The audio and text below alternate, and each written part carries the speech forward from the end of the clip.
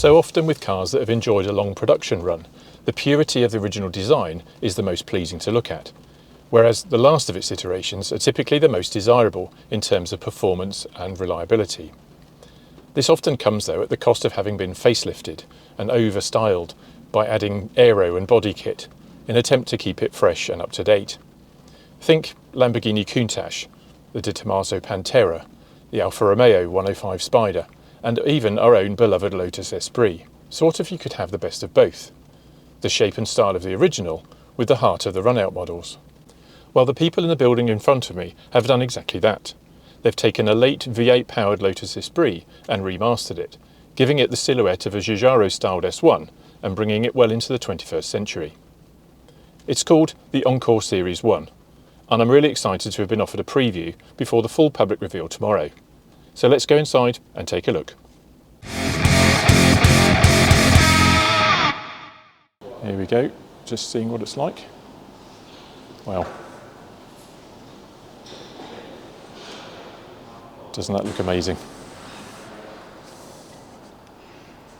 So, unsurprisingly, it looks a lot like the Giugiaro style Series 1, and I understand that's because they laser scanned an original S1, probably that one over there, and imported that into their CAD model, and that's where they started the design from.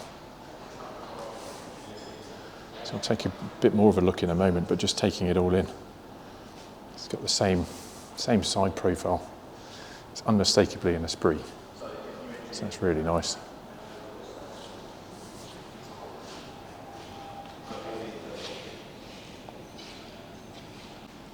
So looking at the rear of the car, we've got a V8 engine, so they figured, well, why not get 8 lights on the back? And they've got these LEDs, and LEDs are sort of like blade LEDs, and they'll create a lot of heat. So what they've done is they've designed this sort of billet aluminium heat sink that extends into the inside of the boot to keep those cool. And obviously a couple of them turn into indicators at the appropriate moment. The reversing light, by all accounts, is this down here. Very bright but very small. And you've got a camera, one of the cameras here for the reversing. In fact, it's got a full 360 camera system. It's got cameras on each of the door mirrors and one at the front. In terms of the wheels, they're kind of 5-spoke slot mags, and now the slots are a bit bigger than the originals, which I'll show you in a moment, but they're kind of inspired by that. And those brakes, those AP Racing brakes, are going to be incredibly effective when they start testing in the new year.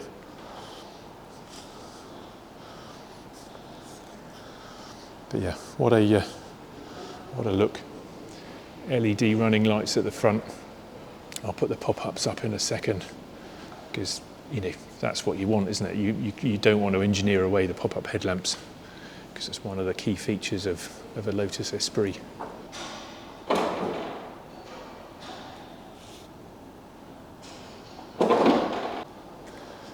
So you see the clean lines down the side. They've got nothing in the way there. So on the originals, you've got this line, black line down the middle, which is a sort of a waistline seam. And it was where the top half and the bottom half of the body, shell body mouldings were joined together. So they put that strip down there to sort of hide that join. You also notice there's no door handle. And you think, well, it's a bit like a TVR in the sense that, okay, so there's a hidden door handle somewhere. Where is it? Is it underneath the door mirror? Well, actually, no, it's not. It's tucked away up here. So if we just a button you touch and the door pops open. Now the interior is very faithful to the original in some sense. Actually, the original S1, that centre console is very, very reminiscent of an S1, but it's all been redone in carbon fibre and in sort of more modern materials. But it's very analogue. I'm just hit by a smell of leather as I open the door. They've also, got this sort of tribute to the original tartan that was really popular in the 70s. And again, with these sort of ribbed upholstery, very hard to then get the lines of the tartan to line up with that. So they've done a cracking job on it. If we look at the instrument panel, So all this work inside, all the car's electrics, the car's control systems and instruments have all been provided by Skyships Automotive. And they do the work for a number of OEMs like Pagani, Lotus and Gordon Murray. They've done these sort of beautiful, it's just flat. But that can be anything. Obviously the sat-nav will come up on there. You've got a centre console there with some, all the other sort of control systems to the car. And just to prove there's some analogues going on, it's a wooden gear knob. But yeah, it's sort of beautifully done. Now I have had a sit in here. It wasn't easy. Like my Esprit, I had to modify that to be able to get in. I'm quite a tall chap, so I'd have to do the same here, or rather they'd do it for me. They've said if I was to order one, they'd be very happy to make it fit. Probably have to drop the seat height a little bit so I could see the instruments and move the wheel out a little bit. But those are the things you can do when you're paying this kind of money for a bespoke car, effectively. I mean, this is OEM quality, what's going on here. Although it'd be rare to find an OEM doing this kind of work. So these two cars here are the sort of inspiration. This one from stylistically, which is the S1, and then the Sport 350 from a performance standpoint. So they're looking to produce the sort of same performance or better than the Sport 350, but with the look of the S1. Underneath is the original steel backbone chassis of the donor car, obviously reworked and cleaned up. So they retain the original V8 from the donor car and its gearbox, but both have been reworked, completely stripped down, renewed, coated, forged, strengthened, everything you could imagine, new throttle bodies, new ECU, just to make it much more controllable, much more reliable. These of course were 350 brake horsepower. I think the original engine was higher than that, but they had to detune it to protect the gearbox, and as this has got a similar sort of gearbox, they've managed to rework it. They brought it up to 400 horsepower or thereabouts. They haven't done their testing yet, but that's what they believe it's going to be, and they think that will give it a 0 to 62 miles per hour time of around 4 seconds and top speed of 175. So they're looking for the sort of same performance as the Sport 350, or maybe slightly more, because they've got the weight down considerably on that. So we've got a number of the components laid out here on the table. Got the control panel, little binnacle, kind of echoes the shape of the original, but much more lightweight. And that's the new throttle body that's attached to the front of the engine, or the back of the engine in this case. And yeah, these are those aluminium heat sinks that sit behind the LEDs, the rears there, and the ones at the front.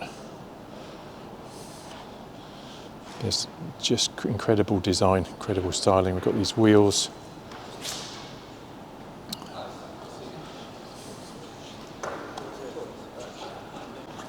And the V8 engine and gearbox. This is the original, but they've all, as I said, they've all been reworked. This is looks like this one's before the work has been done. So that's as taken out of the car, and everything will be replaced, renewed, re-engineered, remastered.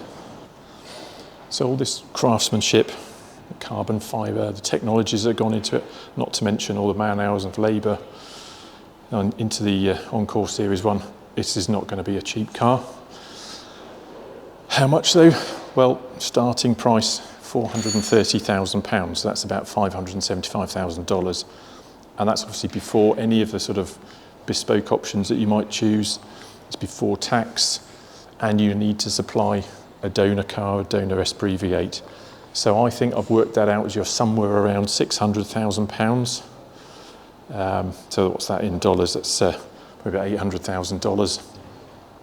So that's about 10 times what you'd need to pay for a decent one of those, a decent S1. So that's quite an uplift, but yeah, maybe that's not the right kind of comparison to make. So what do I think of it? Well, I am a Lotus Esprit owner. I am an enthusiast for Lotus Esprit, so I love it, and I love that someone's doing this, albeit it is a limited run of 50 cars. And I can't help but be impressed, mightily impressed at the attention to detail, the precision that's gone into making this, the craftsmanship and the technology. But they've still managed to retain, you know, the spirit of and the heritage of Lotus. It will be an analog driving car, but with all the digital aids that you'd imagine you'd want.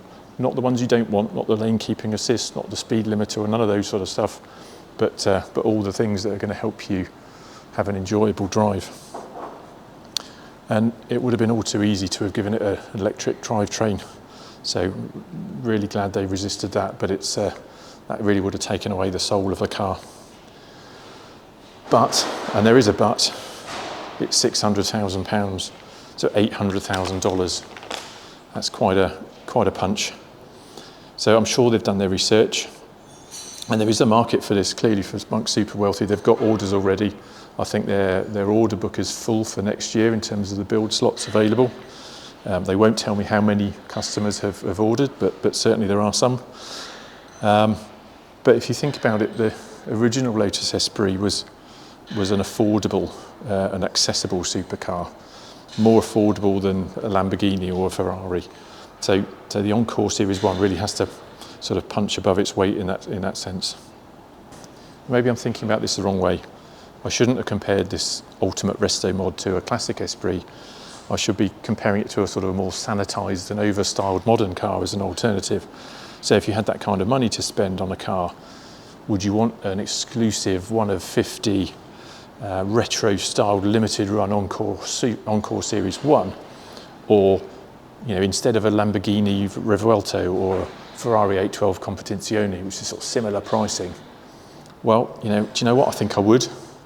I'm not, clearly not in the market, sadly, but if I were, this would be my choice over one of those kind of much more numerous cars from Ferrari or Lamborghini. So, what do you think of the Encor Series 1? Let me know in the comments. And please give this video a like and subscribe to the channel to help me get to make more videos like this. The vast majority of you viewers aren't actually subscribed to the channel, although you may see my videos coming up in your feed and you think that you are. So please check. Thank you very much for watching. I'll see you next time. Bye bye.